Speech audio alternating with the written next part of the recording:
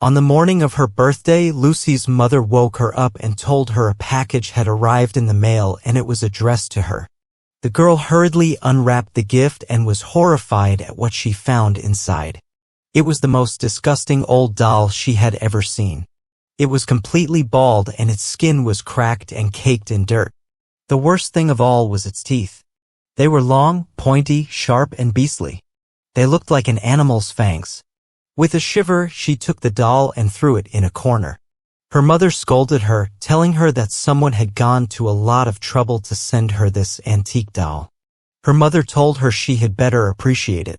Lucy tried to protest, but her mother would not listen. She forced the young girl to keep the doll. So, to put her mind at rest, Lucy stuffed the antique doll into the little cupboard under the stairs, behind a pile of shoes where she wouldn't have to look at the ugly, evil little thing. It was not until a few nights later, when Lucy was lying in bed, that she heard a noise, a shuffling sound which went on for about 5 minutes. Then, a brief dragging noise, and finally a scuttling like light footsteps walking very fast.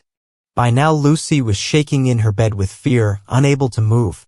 Then she thought she heard a faint raspy voice whispering quietly from downstairs. Lucy always slept with the door open and the landing light on, as she was a little scared of the dark. She heard the voice say, "Lucy, I'm on the first step," and then loud scrabbling again as whatever was speaking apparently turned tail and returned to its place of hiding. Lucy was so scared that she didn't sleep a wink that night, but laid in fear until the break of dawn, when her mother got her up for school.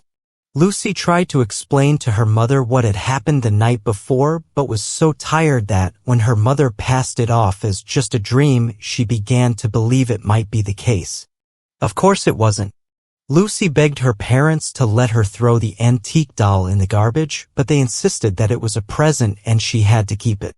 So Lucy reluctantly went back to bed, telling herself that it had only been a dream. She checked the cupboard under the stairs, but the doll was exactly where Lucy had left her. That night, Lucy fought sleep, but she eventually drifted off even though she had fought sleep.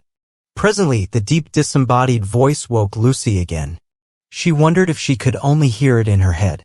"Liuxi, I'm on the 4th step," it said. Then came to scuffling noise, and the voice didn't reoccur that night. Lucy was crying by now, and again she didn't sleep that night.